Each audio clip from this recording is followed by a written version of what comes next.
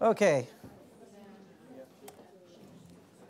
So, thank you. I'll cut right in. Usually, it's actually a pleasure to be here because I've been doing so many talks for so many years on content to integration, and it's actually nice to go from conceptual talks to actually showing things a little bit more concretely. You know, and I'm just going to start with, again, I've been talking to pharma companies on content integration as the holy grail for longer than I care to remember. I mean, I see people like Nick Kopolov in the back who probably has heard this for so many years. But it's really critical, and I'm going to start with just a couple of slides that were actually provided to us in our recent advisory board meeting. Why do we want to do the content integration? And what does content integration even mean? Right? What are we actually integrating?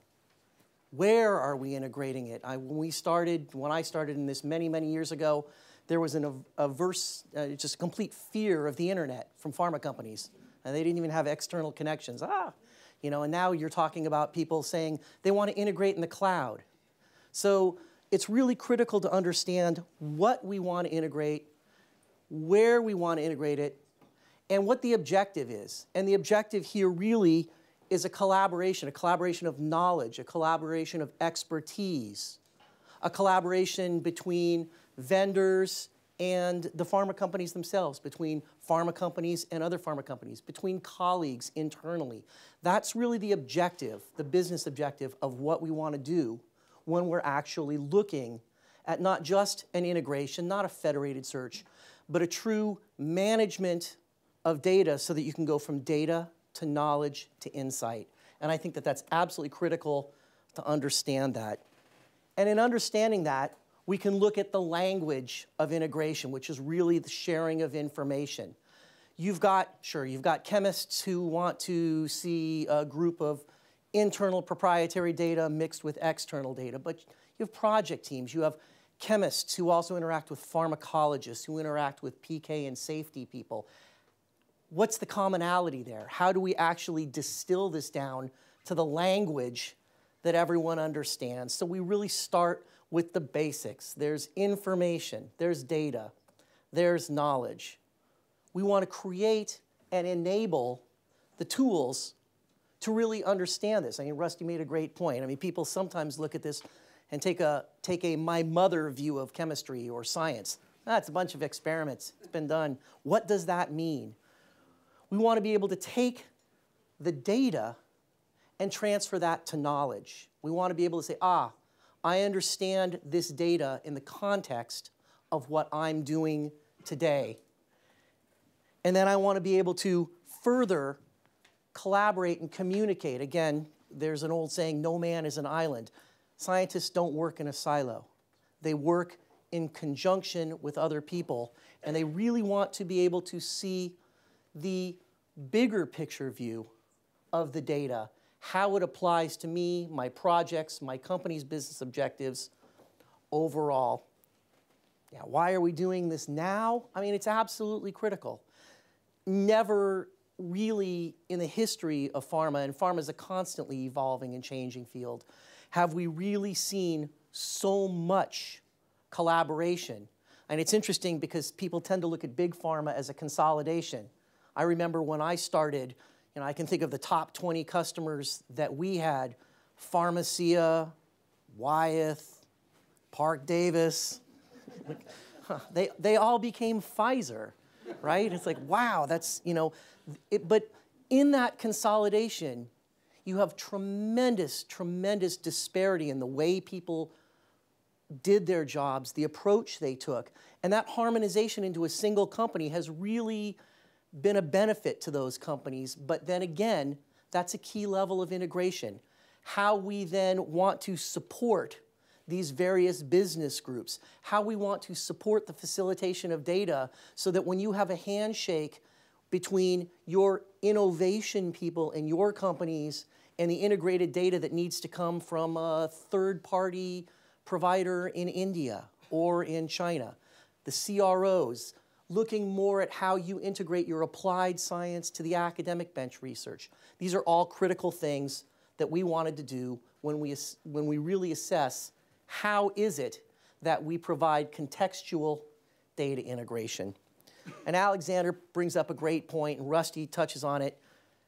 We're Elsevier. We've produced a lot of data for a long time.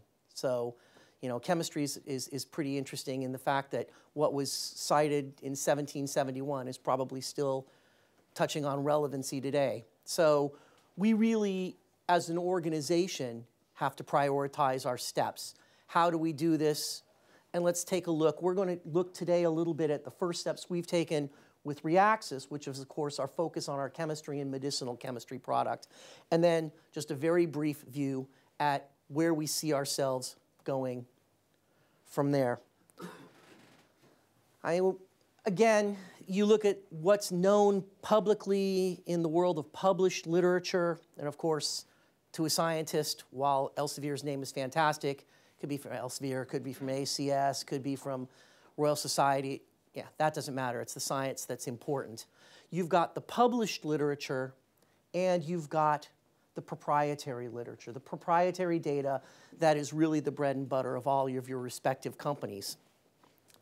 And there's a couple of different ways in which we want to look at the integration. The inbound integration, looking at specifically, here is your proprietary data. We will overlay our overview of published data to see if that gives you a critical insight within our area of expertise or within our environment, in this case, Reaxys. Of course, we also look at all of your chemists, say, what's the environment in which they operate? Typically something like a lab notebook, which is really their bread and butter on the day-to-day basis. And we want to be able to also provide integration in their environment. Really, so it does go both ways. The critical thing that we're looking at here is that we are showing, and I'll show you in just a moment, we're already working with one very large pharma company on really bringing together the data in a secure manner in our environment to best let the chemist utilize the tools that we offer in synthesis planning, really leverage our expertise, but with your data. And then at the same time, to be able to push our data into the chemist's everyday operating environment in an equally secure fashion, working with, again, electronic lab notebooks, and I'll touch on that just a little bit more. This is a slide that's a little bit self-evident, but of course, I do like to put it out there. With our new product, Reaxys, which we launched in January of 2008, it took the place of a very old but very solid product, Crossfire, which was absolutely fantastic. Our quote, you know, for Reaxys is it was designed by chemists for chemists. We used to kind of like to say in jest that Crossfire was very good, but it was designed by Germans for chemists. So it was very simple. As long as you did this, then this. Very easy to use. So people loved the approach that we took with Reaxys.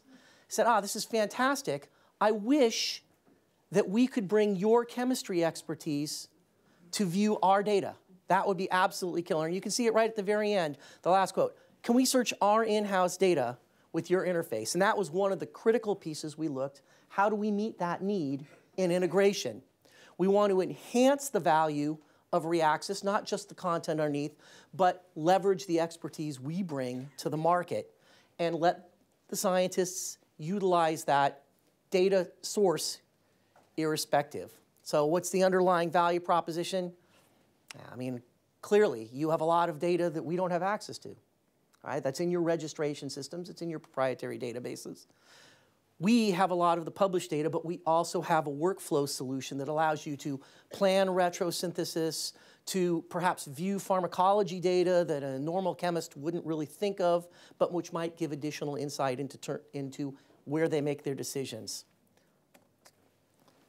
So we have been able to do this actually beyond proof of concept, again, working with one of the local pharma companies to actually be able to integrate, at least as a first step, directly into the interface that you see here. So using the Reaxys interface to be able to kind of seamlessly view the proprietary data, as you can see called out in the customer or your database, alongside the commercial data that we offer. Clearly here there's not a harmonization of the data, and that's probably the for the best, because this might not be the environment in which your companies would want that data harmonized to be able to view. That would probably be more in the lab notebooks. But we can do now a simultaneous search in our interface, and again, allow you to apply the filters and all of the other data mining systems that we have within Reaxys to really narrow the hit sets down and provide that additional detail.